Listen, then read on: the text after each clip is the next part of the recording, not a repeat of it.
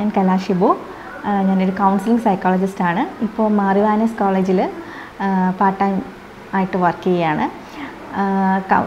ശരിക്കും ഈ counselling psychologist എന്ന് പറയുമ്പോഴത്തേക്കും എല്ലാവർക്കും ഒരു കൺഫ്യൂഷനാണ്. എപ്പോഴും ഞാനൊരു ആർട്ടിക്കിൾ എഴുതുകയാണെങ്കിൽ പോലും അത് വായിച്ചിട്ട് അതിൻ്റെ താഴെ ഇപ്പം കൗൺസിലിംഗ് സൈക്കോളജിസ്റ്റ് തന്നെ വയ്ക്കും. കാരണം ക്ലിനിക്കൽ സൈക്കോളജിസ്റ്റും കൗൺസിലിംഗ് സൈക്കോളജിസ്റ്റും തമ്മിലുള്ള വ്യത്യാസം പലപ്പോഴും നമ്മുടെ സമൂഹത്തിന് അറിയില്ല പലർക്കും. അത് പറയുകയാണെങ്കിൽ ക്ലിനിക്കൽ എന്ന് പറയുമ്പോൾ അത് എന്താ പറയുക, മെഡിസിനുമായിട്ട് ബന്ധപ്പെട്ടിട്ടാണ്. ഞാൻ സ്പെഷ്യലൈസ് ചെയ്തിരിക്കുന്നത് കൗൺസിലിംഗ് ആണ്, കൗൺസിലിംഗ് ആൻഡ് ഗൈഡൻസ്. അതിൽ എൻ്റെ ഏരിയ എന്ന് പറഞ്ഞാൽ ടീനേജ് കുട്ടികളുടെ പ്രശ്നങ്ങളാണ് കൂടുതൽ ഞാൻ സ്പെഷ്യലൈസ് ചെയ്തിരിക്കുന്നത്. പിന്നെ ഫാമിലി കൗൺസിലിംഗ്.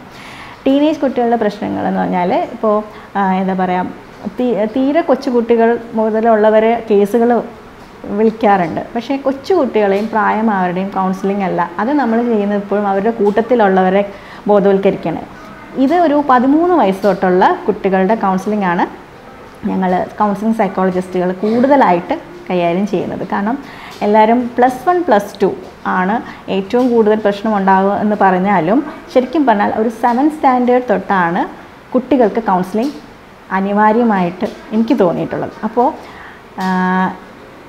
മറുനാടൻ TV-യിൽ ഇടയ്ക്കിടയ്ക്ക് എൻ്റെ കേസ് ഡയറി, ഞാൻ എൻ്റെ അനുഭവത്തിൽ, എൻ്റെ വ്യക്തിപരമായ അനുഭവത്തിൽ, പ്രൊഫഷണൽ ജീവിതത്തിലും കണ്ടിട്ടുള്ള ജീവിതങ്ങൾ, അതിപ്പോൾ പലപ്പോഴും നമ്മൾ പറയുന്ന അല്ലെങ്കിൽ വായിക്കുന്ന കേസുകളും വായിക്കുന്ന പത്രവാർത്തകളും ശരിക്കുമുള്ള കേസുകളും തമ്മിൽ ഒരുപാട് വ്യത്യാസങ്ങൾ ഉണ്ടാവാറുണ്ട്. അപ്പം കാരണം ആദ്യമായിട്ട് ഒരു കൗൺസിലറിൻ്റെ അടുത്ത് മുമ്പിൽ വന്ന് നമ്മൾ അറിഞ്ഞ കേസുകളായിരിക്കത്തില്ല പലപ്പോഴും പത്രത്തിൽ വരുന്നത്. അത് ഒരുപാട് മാറ്റിയിട്ടായിരിക്കും വരുന്നത്. അപ്പോൾ അതിലെന്താണ് യഥാർത്ഥത്തിൽ സംഭവിക്കുന്നത്, എന്തുകൊണ്ടാണ് സംഭവിക്കുന്നത്, ഇങ്ങനെയുള്ള കാര്യങ്ങൾ പറയാനൊരവസരം ഇതിലൂടെ എനിക്ക് കിട്ടുകയാണ്.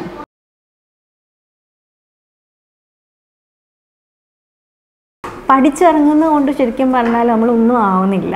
പ്രത്യേകിച്ചും കൗൺസിലിങ്ങിൽ ഒരു 7 വർഷമെങ്കിലും എവിടെയെങ്കിലും നമ്മൾ കൗൺസിലിംഗ് ആൻഡ് ഗൈഡൻസ് ആണ് സ്പെഷ്യലൈസ് ചെയ്യുന്നെങ്കിൽ കൂടി ക്ലിനിക്കൽ എക്സ്പോഷർ മസ്റ്റായിട്ടും വേണം. എന്തെങ്കിലുമൊക്കെ അറിയണം, ക്ലിനിക്കലെ കുറിച്ചിട്ട് എന്തെങ്കിലും ഒരു ധാരണ വേണം. കാരണം നമ്മൾ ചിലപ്പോൾ ഒരു സൈക്കോട്ടിക് കേസസ് തന്നെ അവരുടെ ഒരു അറിവില്ലായ്മ കൊണ്ട് നമ്മുടെ അടുത്ത് കൊണ്ടുവരും. അപ്പോൾ ഉടനെ നമ്മളത് എടുക്കാൻ പാടില്ല. സൈക്കോട്ടിക് കേസസ് ഒന്നും നമ്മളല്ല കൈകാര്യം ചെയ്യേണ്ടത്, സൈക്കാട്രിസ്റ്റാണ് കൈകാര്യം ചെയ്യുന്നത്. ക്ലിനിക്കൽ സൈക്കോളജിസ്റ്റിൻ്റെ അടുത്ത് റെഫർ ചെയ്യാം. അപ്പം അതുകൊണ്ട് ഒരു 7 വർഷമെങ്കിലും മിനിമം ഒരു ട്രെയിനിങ് എടുത്തതിന് ശേഷം മാത്രമേ കൗൺസിലിംഗ് സൈക്കോളജിസ്റ്റ് അല്ലെങ്കിൽ കൗൺസിലറായിട്ട് ജോലി ചെയ്യാനുള്ള ഒരു പ്രാപ്തി ഉണ്ടാകുന്നുള്ളൂ. പക്ഷേ നമ്മുടെ സമൂഹത്തിൽ കാണുന്ന ഒരു പ്രവണതയെന്ന് വെച്ചാൽ MSc സൈക്കോളജി, MSW അല്ലെങ്കിൽ MA സൈക്കോളജിയൊക്കെ കഴിഞ്ഞ് പിറ്റേ മാസം തൊട്ട് കൗൺസിലിംഗ് സൈക്കോളജിസ്റ്റ് ആയിട്ട് അപ്പോയിൻറ്റ് ചെയ്യുകയാണ് കോളേജസിലായാലും ഹോസ്പിറ്റൽസിലായാലും ഒക്കെ. അത് ഒട്ടും തന്നെ നല്ലൊരു പ്രവണതയല്ല. കാരണം ഒരുപക്ഷെ ഇതുകൊണ്ടായിരിക്കും പെട്ടെന്ന് പാസ്സായി ഇറങ്ങിയുള്ള കൗൺസിലേഴ്സൊക്കെ ആണെങ്കിൽ തുച്ഛമായ വേതനം മതി, അതായിരിക്കാം ഒരു റീസൺ. പക്ഷെ അതുകൊണ്ട് വിചാരിക്കുന്ന ഒരു ഫലം കൗൺസിലിങ്ങിലൂടെ ഒരിക്കലും കിട്ടത്തില്ല.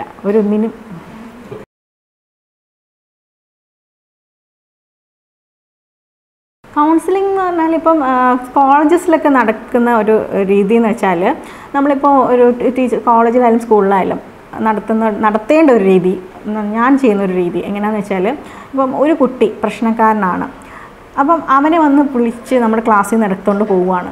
അപ്പോൾ എല്ലാവരും അവനെ ഇങ്ങനെ നോക്കിയിരിക്കുകയാണ്. തിരിച്ചു ചെല്ലുമ്പോഴും അവനൊരു എന്തോ വലിയ കൊടും കുറ്റവാളികൾക്കാണ് കൗൺസിലറിൻ്റെ അടുത്ത് പോയിട്ട് വരിക എന്ന് പറയുമ്പോൾ.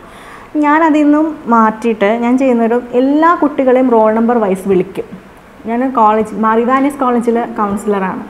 അപ്പം എല്ലാ കുട്ടികളെയും, ക്ലാസ്സിലെ എല്ലാ കുട്ടികളെയും സമയമെടുക്കും. ചിലപ്പോൾ ഒരു 2 കുട്ടിയായിരിക്കും, അതായത് പറഞ്ഞു വരുന്നത്. അപ്പോൾ എല്ലാ കുട്ടികളെയും എടുക്കുമ്പോൾ പ്രശ്നക്കാരൻ എന്ന് പറയുന്ന കുട്ടിക്കായിരിക്കത്തില്ല യഥാർത്ഥത്തിൽ പ്രശ്നം.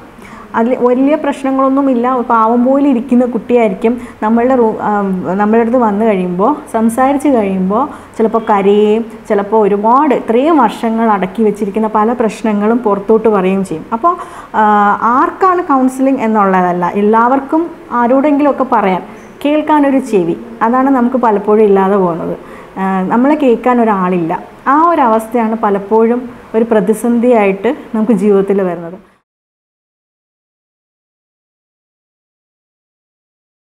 പ്രോപ്പർ ട്രെയിനിങ് ഉള്ള ഒരു കൗൺസിലിംഗ് സൈക്കോളജിസ്റ്റും ഒരു കൗൺസിലറും അങ്ങനെ വിഷാദ രോഗം സൈക്കോട്ടിക് കേസസ് ആണെന്നുണ്ടെങ്കിൽ അത് എടുത്ത് കുളവാക്കില്ല. ഒരു വ്യക്തിയുടെ ജീവിതം വെച്ചുള്ള കളിയാണ്. അത് സൈക്കാട്രിസ്റ്റിൻ്റെ അടുത്ത് റെഫർ ചെയ്യണം എന്നുള്ളൊരു ധാരണ ഉണ്ടാവണം. അപ്പം അതല്ല എൻ്റെ അടുത്ത് വന്നു പോയി ഇനി ഞാൻ എടുത്തില്ല എന്ന് പറഞ്ഞാൽ എനിക്ക് എന്തെങ്കിലും കുറവാണെന്ന് വിചാരിച്ചാൽ എൻ്റെ പ്രൊഫഷനെ അത് ബാധിച്ചാൽ അങ്ങനെയല്ല. നമുക്ക് ചെയ്യാൻ പറ്റുന്നത് എന്തൊക്കെയാണെന്ന് നമുക്കറിയാം. നമുക്ക് ചെയ്യാൻ പറ്റുന്ന ഒരുപാട് കാര്യങ്ങളുണ്ട്.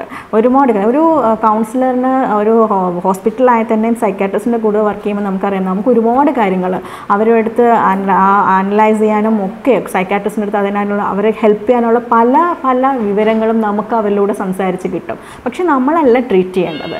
അതാണ് സൈക്കാട്രിസ്റ്റും സൈക്കോളജിസ്റ്റും തമ്മിലുള്ള വ്യത്യാസം.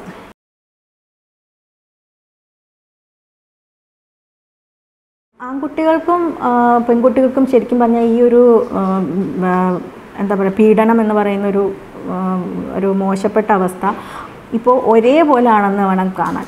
എനിക്ക് മാത്രമല്ല എല്ലാ സൈക്കാട്രിസ്റ്റിനും സൈക്കോളജിസ്റ്റിനും ഒക്കെ അവരുടെ കേസ് ഡയറിയിൽ ഒരുപാട് കേസസ് ഒരേപോലെയാണ് വരുന്നത്. പക്ഷേ നമ്മുടെ നാട്ടിലുള്ളവരെന്ന് വെച്ചാൽ ആൺകുട്ടികൾക്ക് കരയാനോ അവർക്ക് ഇത്തരം കേസുകൾ പറയാനോ ഒരു അവസരമില്ല. ഇപ്പോൾ ഞങ്ങളെപ്പോലെ ഉള്ളവരെ തന്നെ ഇപ്പോൾ സർക്കാർ തലത്തിലാണെങ്കിലും അല്ലെങ്കിലും ഒക്കെ ക്ലാസ് എടുക്കാൻ വിളിക്കുന്നു. പെൺകുട്ടികൾക്കൊരു കൗൺസിലിംഗ് ക്ലാസ്സസ് വേണം, വരാമോ? ഇങ്ങനെയാണ് ചോദിക്കുന്നത്. കൗമാരപ്രായക്കാരെ പെൺകുട്ടികൾക്കൊരു ക്ലാസ് വേണം, വരാമോ? അല്ലാതെ ഒന്നെങ്കിൽ പെൺകുട്ടികളെ ആൺകുട്ടികളെ ഒരുമിച്ചിരുന്ന് എടുക്കണം. പിന്നെ അതുപോലെ എന്തുകൊണ്ട് ആൺകുട്ടികൾക്ക് ക്ലാസ് എടുക്കുന്നില്ല? കാരണം അവരും ഇതേപോലെയുള്ള അവർക്ക് പ്രതികരിക്കാനോ അവർക്കിത് തുറന്നു പറയണം. തുറന്നു പറയുകയും കരയുക ഇതൊക്കെ അവർക്ക് നിഷിദ്ധമായിട്ട് ഇപ്പോഴും വെച്ചിരിക്കുക. അപ്പോൾ അതുകൊണ്ട് ആൺകുട്ടികൾക്കും പെൺകുട്ടികൾക്കും ഒരേപോലെയുള്ള സെക്സ് എഡ്യൂക്കേഷൻ നമ്മുടെ സമൂഹത്തിൽ സെക്സ് എഡ്യൂക്കേഷൻ എന്ന് പറയുമ്പോൾ എന്താണെന്ന് സത്യത്തിൽ ആർക്കും അറിയില്ല. സെക്സ് എഡ്യൂക്കേഷൻ മസ്റ്റായിട്ടും അതാത് പ്രായത്തിൽ അവർക്ക് മനസ്സിലാവുന്ന തരത്തിൽ നമ്മൾ കൊടുത്തുകൊണ്ട് പോവുകയാണെങ്കിൽ ഒരു പരിധിവരെ ഇത്തരം ചൂഷണങ്ങളിൽ നിന്നും ആൺകുട്ടികൾക്കും പെൺകുട്ടികൾക്കും ഒരേപോലെ രക്ഷപ്പെടാം.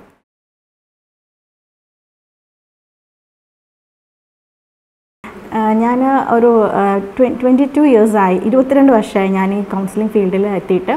ഒരു 2014 DC ബുക്സ് എൻ്റെ കേസ് ഡയറി പ്രസിദ്ധീകരിച്ചിട്ടുണ്ടായിരുന്നു. ശരിക്കും പറഞ്ഞാൽ ഞാനത് കേസ് ഡയറി എഴുതിയിരിക്കുന്നതെന്ന് വെച്ചാൽ എൻ്റെ അടുത്ത് വന്ന കേസുകൾ, ഞാനൊരു സാഹിത്യകാരിയല്ല, അപ്പോൾ അതുകൊണ്ട് തന്നെ സാധാരണ വ്യക്തികൾക്ക് മനസ്സിലാവുന്ന ഭാഷയിൽ എൻ്റെ അടുത്ത് വന്ന കേസുകൾ എഴുതുക, അതിനകത്തിൽ ഇൻവോൾവായി. കാരണം നമ്മൾ പറയുമ്പോൾ പലപ്പോഴും ഇപ്പോഴാണ് മീഡിയ ഒക്കെ ഇത്രയും ഒരു ഹൈലൈറ്റ് ചെയ്തുകൊണ്ടാണ്. ഞങ്ങൾക്ക് പ്രാക്ടീസ് തുടങ്ങുന്ന സമയത്ത് ഇത് പുറത്ത് പറയുമ്പോൾ ഇങ്ങനെയൊക്കെ ഉണ്ടാവുമോ, ഇതൊക്കെ ചുമ്മാതല്ലേ എന്ന് പറയുന്നൊരിത്. അപ്പോൾ ആ കേസ് ഡയറിയിൽ വ്യക്തികളുടെ വിവരങ്ങൾ മാറ്റി വെച്ചിട്ട് ആ ഇൻവോൾവ് ആയിട്ടുള്ള പോലീസ് ഉദ്യോഗസ്ഥരുടെ പേര് വരെ വെച്ചിട്ടായിരുന്നു ഞാൻ കേസ് ഡയറി എഴുതിയത്. അത് DC ബുക്സ് പ്രസിദ്ധീകരിക്കുകയും ചെയ്തു. പിന്നെ എൻ്റെ കൗൺസിലിംഗ് ഞാൻ സ്റ്റാർട്ട് ചെയ്തത് ആതിര കൗൺസിലിംഗ് സെല്ലിൽ, പോലീസ് കൗൺസിലിംഗ് സെല്ലിൽ. അവിടെ നിന്നായിരുന്നു എൻ്റെ കൗൺസിലിങ്ങിൻ്റെ തുടക്കം. സന്ധ്യ മാം ആയിരുന്നു അന്ന് കൊല്ലത്തെ ആതിരയുടെ ഇൻചാർജ്. മാമിൻ്റെ കൂടെ ആയിരുന്നു ആദ്യമായിട്ട് ഞാനൊരു കൗൺസിലറിൻ്റെ കുപ്പായം ഇട്ടത്. ഇപ്പോൾ 22 വർഷമായി.